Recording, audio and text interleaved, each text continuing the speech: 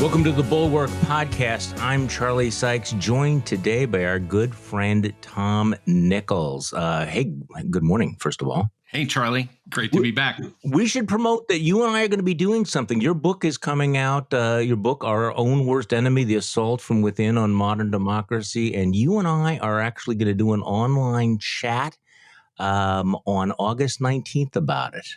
Right? Absolutely. We're going to, unfortunately, due to our current pandemic status, it's got to be online, but it's for Politics and Prose, which, of course, is Washington's premier indie bookstore. The place. And, they're going to host us, and we're going to talk about the book and take questions. Which should be interesting. So just sort of think of it as a lighter, probably less explicit version of the Bulwark podcast. With audience participation. With audience participation. What could possibly go wrong? Okay, here's like an interesting footnote in history that I probably should erase since we're, retconning the past so aggressively. I think probably not the last time I was at Politics and Prose, but the last time that I can remember was back in like 1989 or something like that, maybe 1990, going to a book party for, I have to say it, I got to do it. I just got to take a deep breath here. Going to a book party for Dinesh D'Souza. Oh, sweet. Yeah, sweet. Mother of God. Yeah, I know. That's crap. But that's actually, and I bet it was for illiberal education, right, which wasn't a bad book. No. And I had written some books about higher education as well. So, we were kind of in that same universe, and I thought it was a supportive thing to do. And, oh, gosh. It's interesting because people always reproach us and say, but how could you have, been, well, and we say, well, they weren't felons then. They were, they hadn't lost their minds then. We didn't know. And I think, there was a time when the Tuckers and Dinesh's and the, I won't say, Coulter Ingraham, but there was a time when a lot of younger conservatives 30 years ago, their role models were Buckley and Will and, intellectual writers. And then they decided that because either through a lack of opportunity and certainly because of a lack of talent, they weren't going to be that. They decided, well, I'll just make money, fleecing the rubes and going for the extremism. And because that's where the money was. So sort of like saying, I knew Walter White before the meth lab. Yeah, he was my science teacher. I loved him. He was a great guy. He was a good science teacher. He used to wear hush puppies. The meth was bad for him. Okay, so we have Tucker Carlson in Hungary. I want to get to that. I want to get to this soundbite from Cori Bush, which I think that some of our progressive listeners need to talk about, or at least need to at least listen to us talk about. Oh my God! So I'm a dog person. I think you are a notorious cat person. Can you explain the J.D. Vance going off about the cat ladies? This is something he is going off on, and he's done this a couple of times, right? That AOC and Pete Buttigieg are childless cat ladies, and so this is like a thing. What? Right. What's with the cat lady thing? There's some kind of trope in the midst, even beyond my and your conservative, history.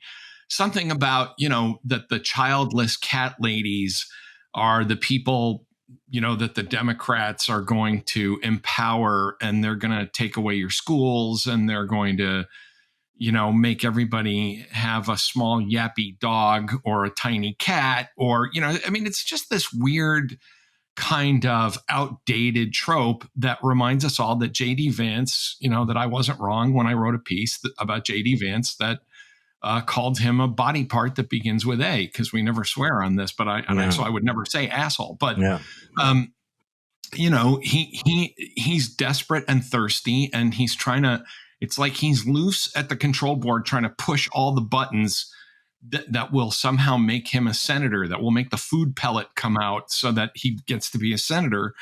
And it's just stupid. It's just a silly old trope. But I think the more serious part is when he tries to say, well, all the voters of Ohio, if you don't elect me, you're going to be, you're going to be governed by childless Latinas from New York and drag queens from San Francisco. It is like kind of Mad Libs, right? I mean, they're just going to try various combinations. Exactly. It'll be childless cat ladies, childless, drag queen, cat lady, Latina, something. Childless leftists. Okay, speaking of this whole childless thing, this is kind of weird because for people who wonder, is it just J.D. Vance in this race to who could be the stupidest candidate in Ohio, which, by the way, he apparently is losing to Josh Mandel. So Ben Domenech, who is probably best known to our audience as Meghan McCain's husband, thoroughly deplorable founder of The Federalist, and speaking of thirsty, doing gigs on Fox News, he had a riff the other night, maybe last night, about how leftists hate children. I mean, I think that the screenshot is why the left hates babies. And so people on social media had to clarify that they did not Photoshop this. This is not a parody. This is Ben Domenech going on Fox News telling people, the one thing that leftists really hate are babies. Let's play the soundbite. I used to wonder where this weird hatred of boys and girls came from until I became a parent myself last year. And I finally realized progressives hate babies because they are crying, drooling, pooping refutations of everything woke leftists believe. Boys and girls are the answer to the left's every argument and the antidote to their every poisonous lie. What? Well, this is Tom. This is where, as you were pointing out, you went to a book event for D'Souza. I mean, I used to work for Ben. I used to write articles for The Federalist. And there was a time, and people aren't going to believe this, but, I will just say again that Ben's a very intelligent guy. He really is. And this was certainly not the person I knew. And I think the problem is, as it is with everyone in conservative media, there's a ratchet effect that to get ahead of your competitors, you have to say something stupider and crazier than whoever got the last kind of dopamine jolt in the attention economy. So then you say something stupid and crazy, and then someone out crazies you, whether it's Ingraham or Levin or whoever it is. And then you've got to say, well, okay, I want to be in this game. And I think he's just, I don't think he's that unusual. I think everybody in conservative media, it's what stupid, crazy thing can I say to keep the eyeballs of scared, whacked out old people glued on me? Because when he says they hate your children, to a Fox audience, what he's really saying is they hate your grandchildren. Yeah. So there are people nodding their heads going, yes, obviously progressives who run for office, they hate children. They have no children themselves. They were never children themselves. Actually, could we just play this again? Jonathan, could you just play that soundbite again? I used to wonder where this weird hatred of boys and girls came from until I became a parent myself last year. And I finally realized progressives hate babies because they are crying, drooling, pooping refutations of everything woke leftists believe. Boys and girls are the answer to the left's every argument and the antidote to their every poisonous lie. I'm having a hard time. Are you guys going to chart that out? I thought he was going. They're drooling, pooping examples of what progressives like, right? I mean, the drooling, pooping refutations of where did that sentence start and where does it end? How does suddenly having a baby make that occur to you? I had a baby, 17 years ago, and I don't recall leftists walking up to me and hissing in my face about, if anything, I couldn't tell the politics of people who were, because my daughter was really, really cute and she was an adorable baby. And, I don't remember anybody. I don't even know what this is about than what you said. Yeah, it is. They're going for the pellet, and he's on Fox and he's thinking, nobody actually knows who I am except that I'm Meghan McCain's husband. So I need to say the most outrageous possible things because maybe I'll go viral and maybe I'll get some of the table scraps from Tucker's folks. I don't know. Maybe you'll be talking about him right now. So speaking of triggering the libs, man, it's lib triggering 101. So there's Tucker Carlson in Hungary. Just a little bit of background. Hungary is this sort of fascist-adjacent authoritarian regime run by Viktor Orban. There's been this sort of weird fetish of some people on the right about Hungary, which is explicitly illiberal, post-democratic. And For people who think that perhaps you and I have overblown our discussion of the fascist curious right, the articles that appeared in American Greatness, some of the other things where the sort of the nostalgia for authoritarianism, and for those of you that think that, oh, come on, guys, these guys aren't really fascist, they are not really that illiberal and authoritarian. There is freaking Tucker Carlson in Hungary sucking up to Viktor Orban. So talk to me about that, because, as Jonathan Chait says, apparently Tucker Carlson has seen the future of the right or the Republican Party, and it's fascist. It's like, okay, you'll understand this, Tom. There's only one thing more annoying than being wrong. It's turning out that you were more right than you thought, which is really annoying because I don't want to be right about this. We're just talking about Ben, and in comparison to Tucker, what Ben is doing is silly, and we can laugh about it, and it's just goofy, and it's fundamentally unserious. What Tucker is doing is serious and dangerous. Yeah. He is making common cause with people across the Atlantic who, unfortunately, got to remember, in theory, Hungary is one of our allies, but, in theory, so is Turkey and a lot of other places. But what he's doing is he's giving top cover to people who are very happy to see a transnational rightist movement tearing apart the United States. And this is incredibly dangerous because, in fact, a lot of the claims about Hungary, first of all, the average Tucker viewer has no idea where Hungary is, right, or what's going on there. Has no idea. David Frum pointed out that for all of that talk of nationalism and independence, of course, a lot of Hungary's money and well-being is sustained by dragging in money from the hated European Union and NATO. Tucker's welfare queen. Yeah. Well, it's a very dangerous game. It's an extremely dangerous game, loaded with anti-Semitic, very quiet but nonetheless anti-Semitic dog whistles. It is really Tucker is now trying to play in a league at the international level that I think is dangerous, and I think he's probably in over his head.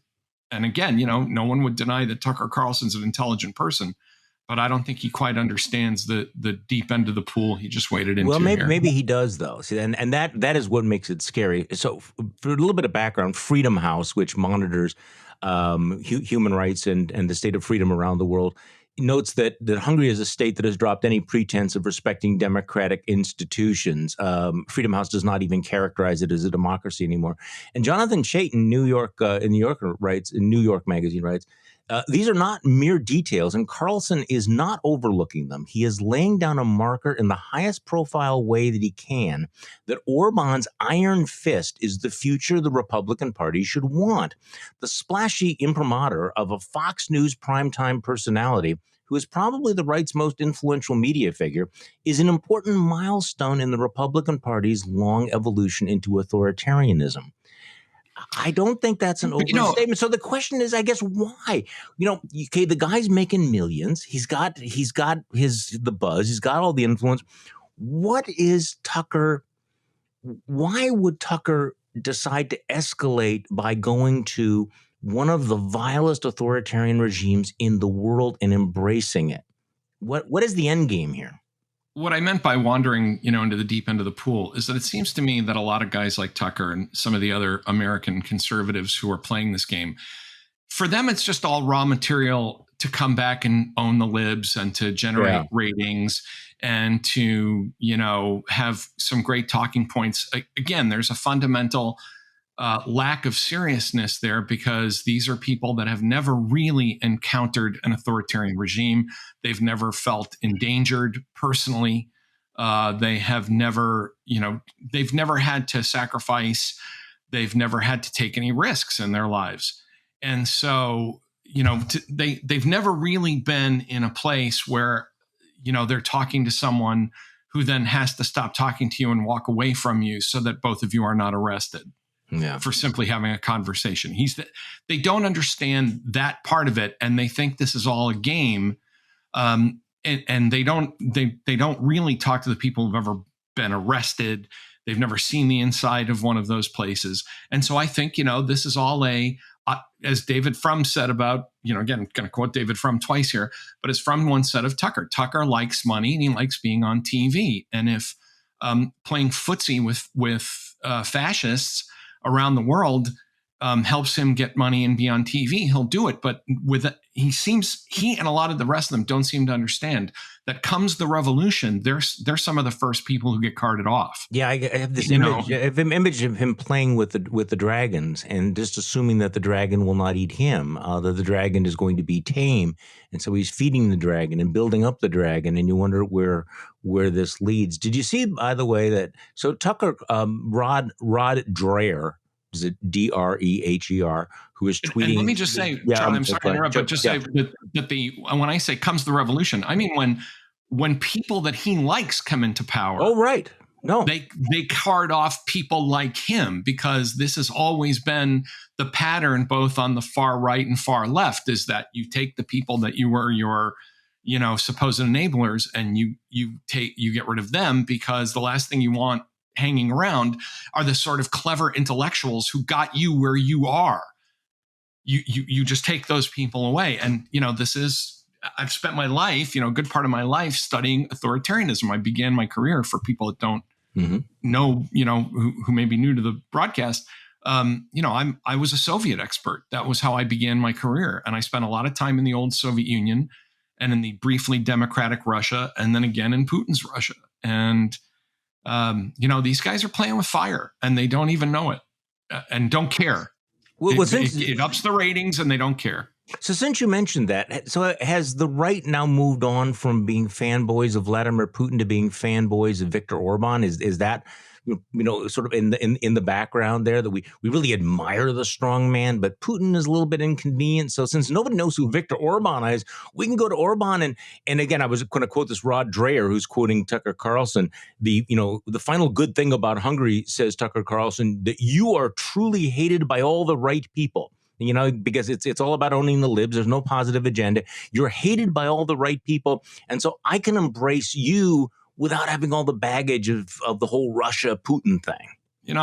I've had a lot of conversations with Rod Dreher over the years. I actually like him. But, the idea that your politics will boil down to being hated by the right people, it really is that's kind of the gateway drug to authoritarianism. Of many flavors of authoritarianism, from fascism to caudilloism.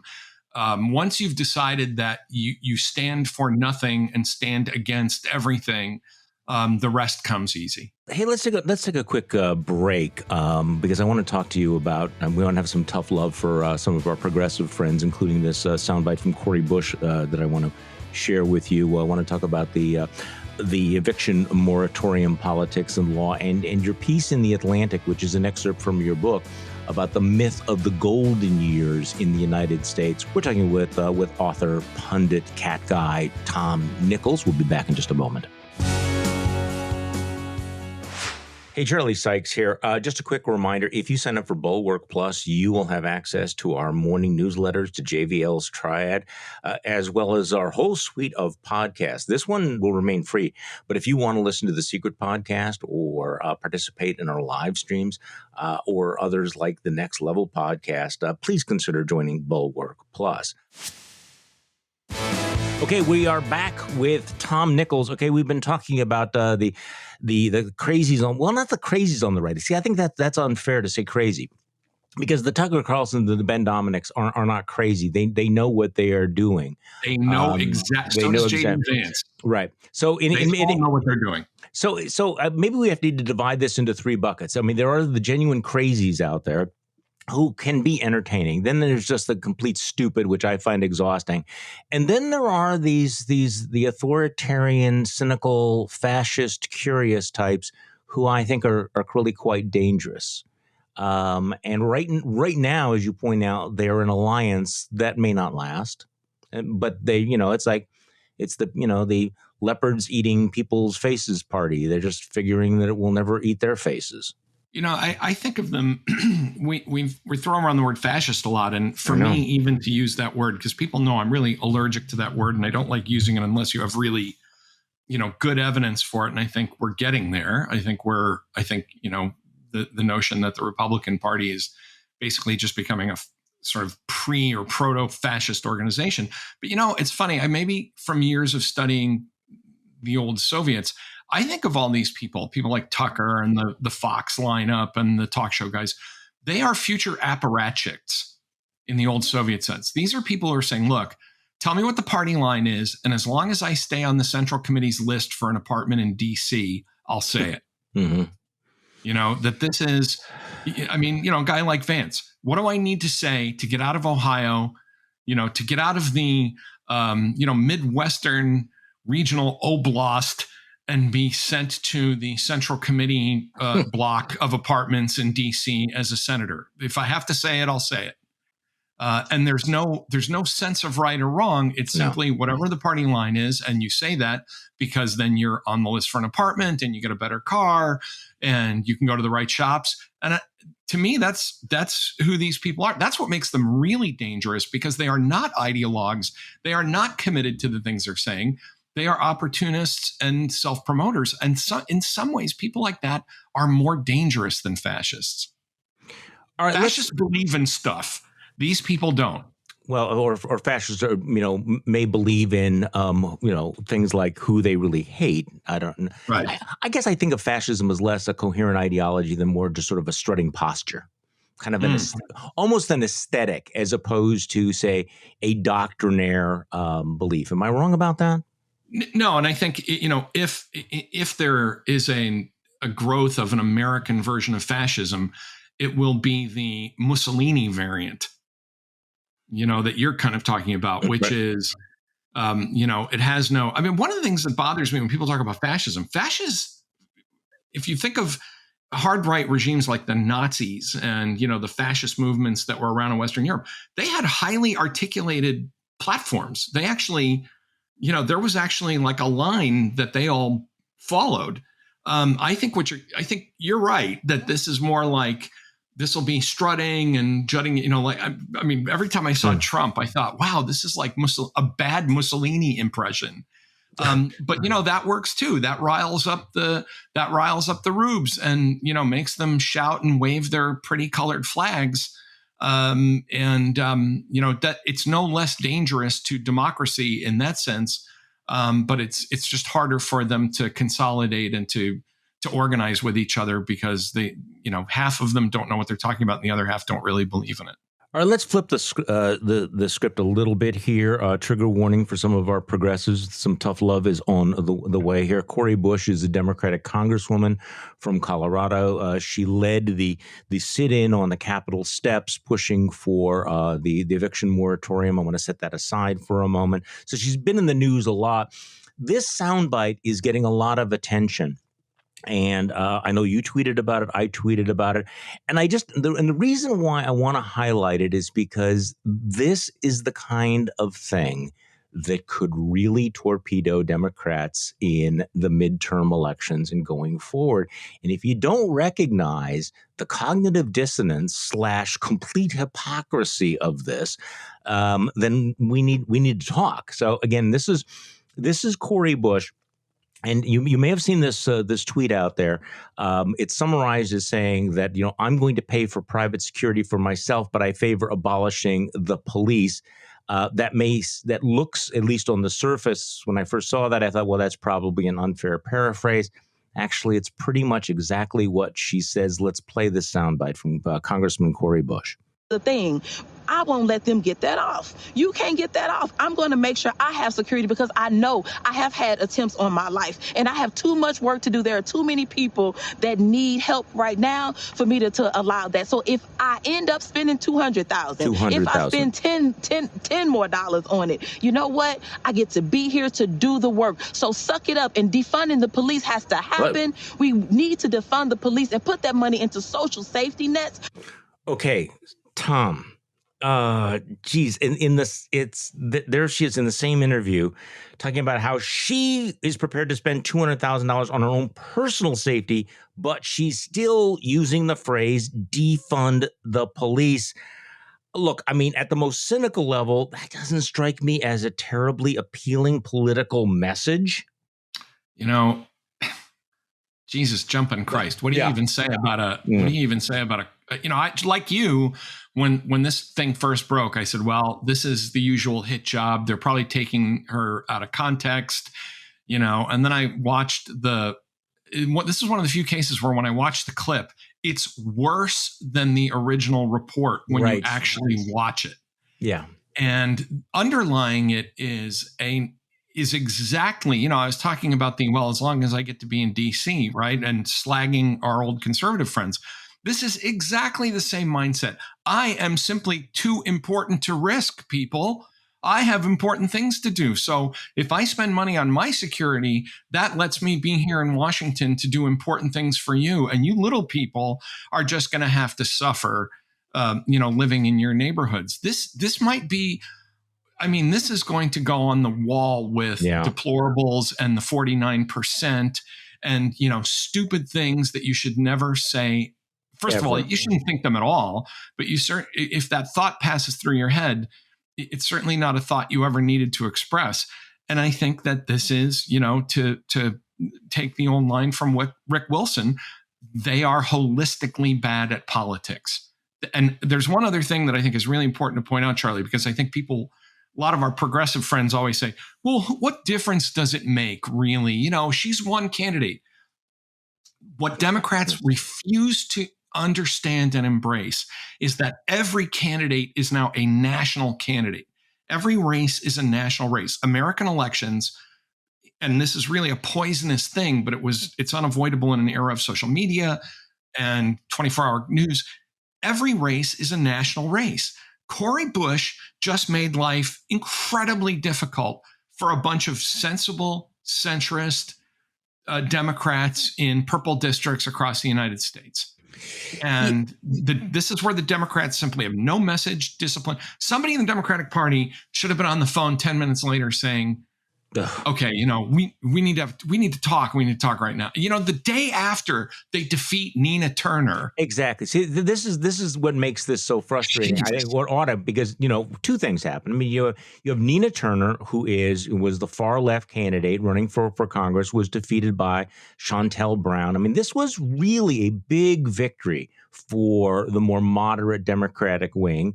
It's certainly a sign the Democrats recognize how toxic somebody like a Nina Turner would be. But then you have Cori Bush saying, okay, but still, you know, if you Republicans are looking for a face you want to put on the party, here I am talking about spending $200,000 on myself, but cutting police for you. You know, put also this in the context of Eric Adams winning the Democratic primary for New York City mayor. He ran on a very sort of, pro law and order plank, and he defeated the candidates that had associated themselves with defund the police, because low income people in New York are looking around going, no, you folks that live on the Upper East Side of Manhattan may think it's cool to play around with ideas like defunding police, but I want a cop, you know, when I get on the subway. I want a cop when I go down to the, to the grocery store, all of those things. So, you know, and Charlie, you and I, Democrats do seem to get it, you know.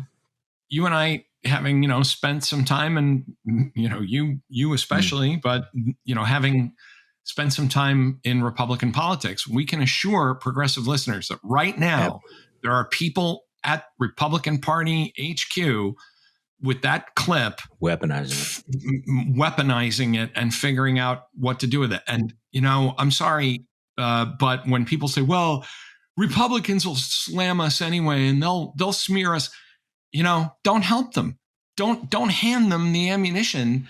Don't make that job so easy that it's, I used to say to friends when I was a Republican, they'd say, well, you Republicans just steal elections and you cheat and you do all. I'm like, no, but most Republican elections are won by default. That Democrats either don't show up or they run somebody who is so, abjectly incompetent that simply putting an R next to somebody's name does it.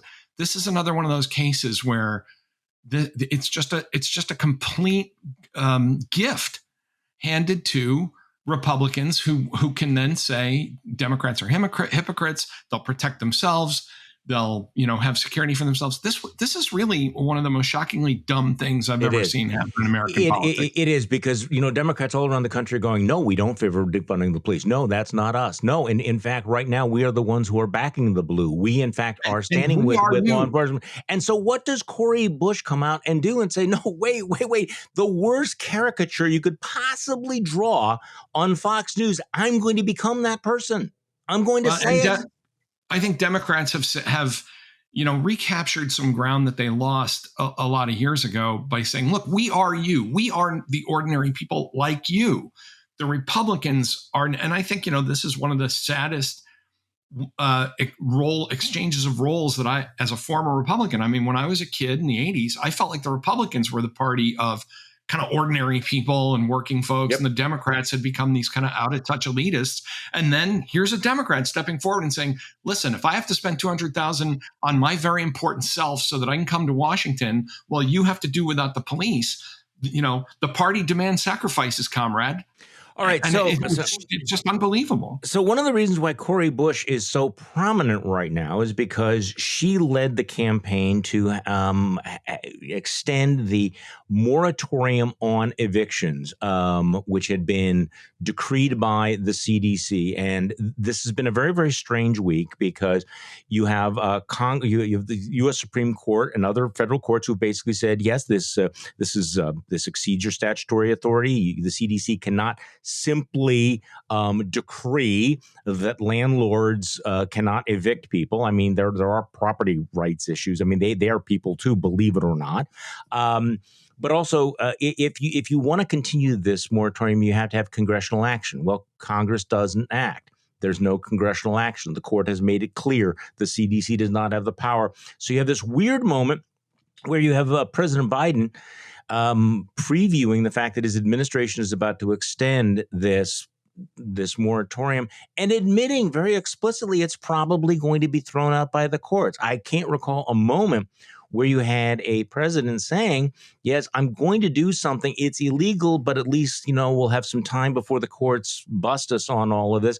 And all of this was to appease the left wing of his party. It was, I have to admit that, Tom, we've spent the last 5 years talking about the rule of law, about norms, about the Constitution, and they really ought to matter even when it comes to progressive agendas. Like, I don't want to see people evicted either, but I also don't want the president saying, yeah, I'm about to do something that is unconstitutional and illegal, and because I wanna, and everybody going, oh, This is just so great. This is so fantastic. One of the problems that the Democrats have always had is that they think that when they win an election, they're never going to lose an election, and that anything they've done will not be precedent. And I brought this up back. I mean, I think as a good conservative for years, I've been an opponent of excessive affirmative executive orders. Mm-hmm. The kind of affirmation of executive power that I think goes too far constantly, that both parties have affirmed over and over again to their detriment. And but I tried to tell this to Democrats when President Obama said, I have a pen and a phone. Yep.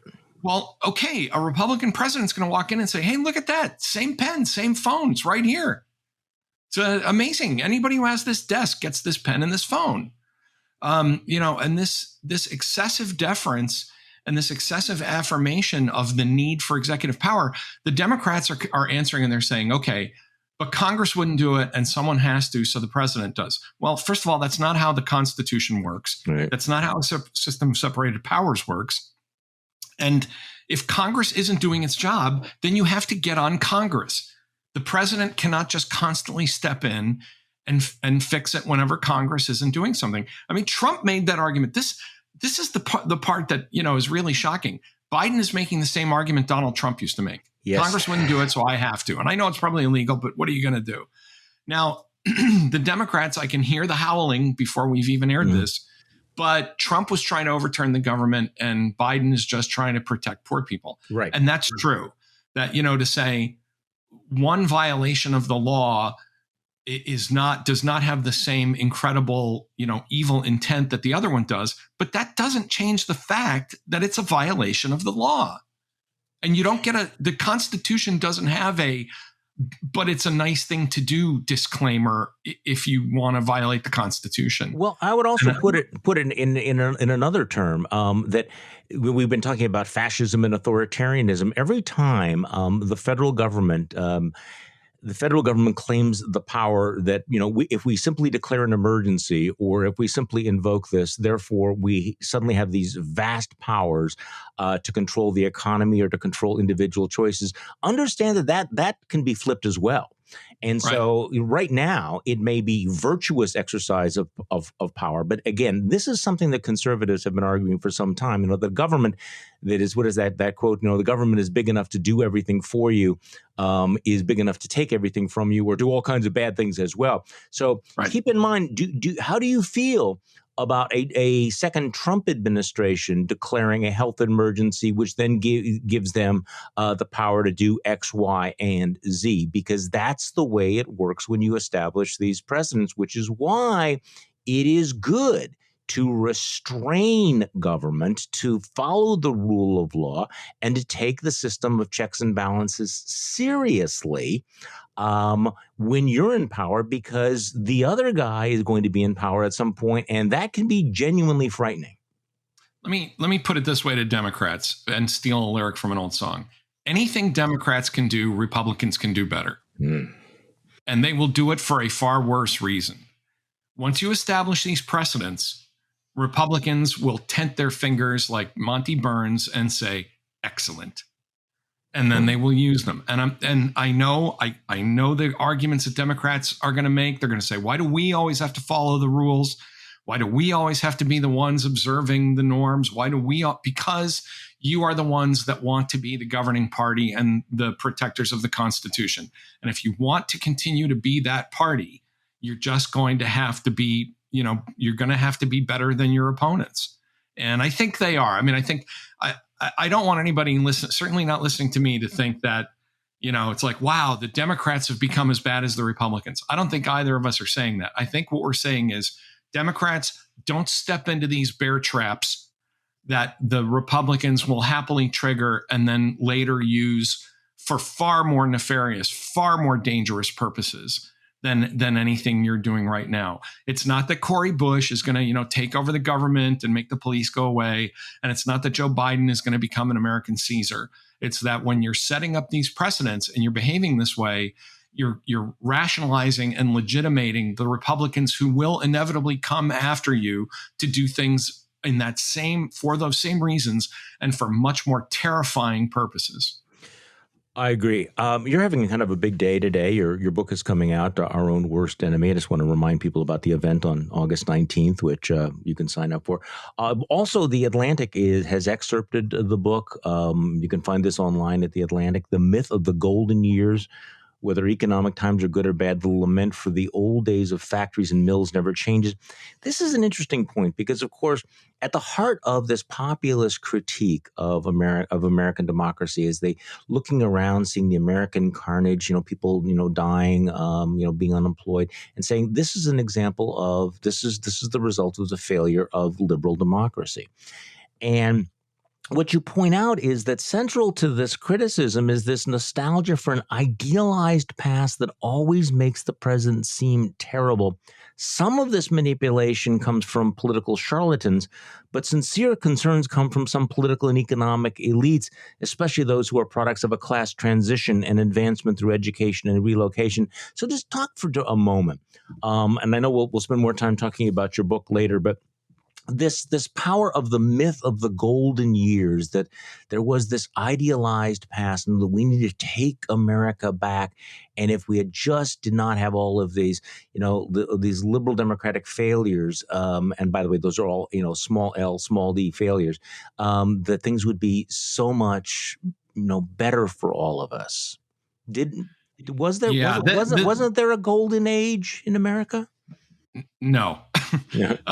And this is what people are thinking they remember is the period from about 1945 to 1960, where, the world was in ruins. America was the unchallenged, leader of a capitalist economy where, we had geared up for World War II. There was a lot of manufacturing, aerospace, in California, building all those tract homes. But that was a kind of unique blip in world history. And when people talk about, Donald Trump really was a response. The Republican Party today is a response to the forgotten towns. The couple of things that are so wrong with this. First of all, my town, the one I wrote about in the piece, all of that industrial decline was basically complete by about 1980. Mm-hmm. Right. So this notion that somehow like the Chinese swept in and destroyed all these towns, I mean, that was a big economic theory in the early 2000s, and that's already starting to fall apart because it turns out that the 2000s weren't as bad as people thought they were, and the data just isn't there. It's a perception, but it's not a reality. The reality is people have been looking at empty factories for a long time, and I'll just tell you a quick story. One of my best friends from my hometown, he had voted for Trump, and he was complaining about, the state of everything. And he pointed at the factories and he said, those factories, my restaurant used to be full with workers. And I just looked at him for a minute and I said, you and I broke the windows in that empty factory in the early 1970s. That factory has not been full in any time that you can remember. And he just kind of blinked for a moment because he had kind of come to this fantasy that factory in his memory was this, happy workers with newsboy caps and, sitting and eating their sandwiches on a girder and everything. That factory was empty when we were 11 in the early 1970s. And that nostalgia has been sold over and over and over again. Youngstown, I mentioned in the book, the people who talk about the day the big Youngstown mill closed. I went back and did the math. That mill closed 44 years ago. Now, I'm sorry, but if you worked there and you were put out of work, if you can remember that, you're pretty old. But this myth has a it's got a grip. Fierce grip, right? Fierce grip on the public imagination. And that it was central to Trump's appeal and to this populist appeal, the J.D. Vance appeal. Well, when people say, the factories are all gone and we need them back, I always turn and I say, have you ever been in a factory? Have you ever walked into one of these buildings when it was, because I had, my mom worked for a company that, made paper, which is still there. People who say we need these factory jobs back, I always want to say why? So that immigrants can work them, because you won't. Trust me that you are not going to work these jobs, because that tells me you've never been inside a factory. But they say, but in 1970, Archie Bunker could afford his own house in Queens. Well, yeah, because he didn't have to compete with women and black people. And, that was a whole different time. If you really want to live, the conservative writer Kevin Williamson has this great line. He says, if you really want to live like it's 1957, that lifestyle is available to you and very cheap. The problem is that when people remember these things, they don't remember all the other stuff that goes with it. It's like, I wish it were 1960 again, but with civil rights and air conditioning and 180 channels and internet porn and gambling. And, people forget that they would not want to live the way their parents lived at their age. Well, college was cheaper. Yes. And no one went to college. This is the other thing. Well, college was cheaper in 1970. And a small handful of men went to college. Almost nobody else went. But when I started college in 1979, only about 13 or 14% of American women went to college. So if that's the better time, you have at it. It is interesting. We don't have enough time to get into it, but I mean, listening to you, I'm thinking about some of the things that were written and said before our current, before this particular crisis that we're embroiled in right now. that really life has improved so dramatically by any measure that we are living. We're living longer. We're living healthier. We have more prosperity. We have more choices. So the real paradox of America right now is, why are we not happier? We're not happy because we are. We've gotten used to a high standard of living, and it bores us. It bores us. Even the poorest among us. I won't say the very poorest. I mean, there are people still in Appalachia, living without running water. But even the working poor that once, were part of this giant debate about what to do about poverty. The average American home has between 2 and 3 televisions in it. I mean, this is just these kind of small little factoids that kind of blow my mind, that people say, yeah, but that doesn't really mean anything. No, actually, it means a lot. I mean, the idea that you're living now, to compare your living standard now to within your living memory, say to 1980, would be dramatic. And people have just gotten used to it, and they're bored. They want meaning in their life. They want big drama in their life. They want everything to be interesting. We have created a culture where everybody feels that like their work and their life has to be, everything they've ever seen in the movies.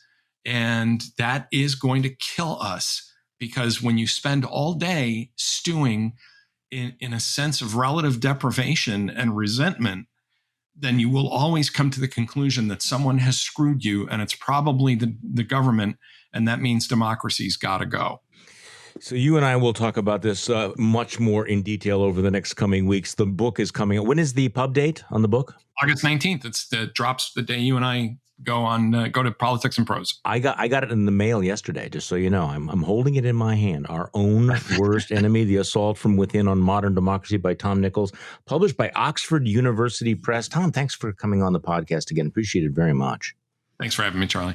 And thank you all for listening to today's Bulwark podcast. I'm Charlie Sykes. We will be back tomorrow, and we will do this all over again.